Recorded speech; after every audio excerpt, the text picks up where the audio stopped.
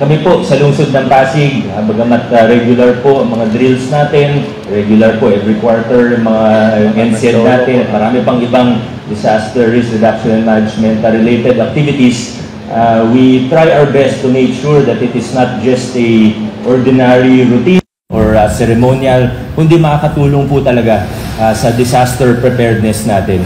Alam naman po natin lahat na kung sakaling dumating ang big one, hopefully not within our lifetimes, but kung sakali man na mangyari ang big one, dapat handa po tayo dahil talagang dito sa gitna ng NCR, matatamaan po talaga tayo. Katunayan, ang City Hall namin mismo, may declaration ng ilang sa mga consultant namin na engineer na hindi po siya structurally sound. At kung dumating ang big one, medyo delikado po kami.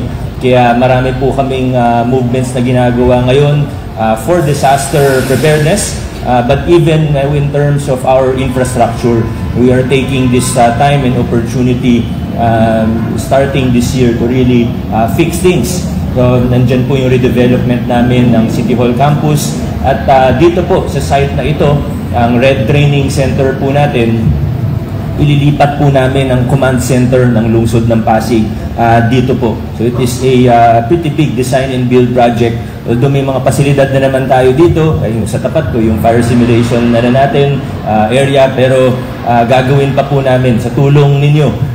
Papagandahin pa po natin at sisiguraduhin pa natin na mas handa ang lungsod ng Pasig. Pero syempre hindi lang yung paghahanda pagdating sa infrastruktura o training ng ating mga responders, kundi napaka-importante din na malakas ang mga partnerships natin mula sa nasyonal na pamahalaan hanggang sa barangay level.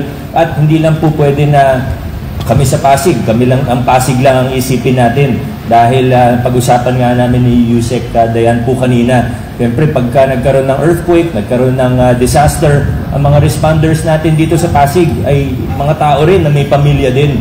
Kaya kailangan may partnerships tayo, gaya ng with Region 2, with Region 5, and of course again, our national government agencies para magtulungan po tayo kung sakaling tamaan tayo ng disaster po na ito. Muli po sa inyong lahat, maraming salamat. Welcome to the City of Pasig. God bless po sa ating lahat.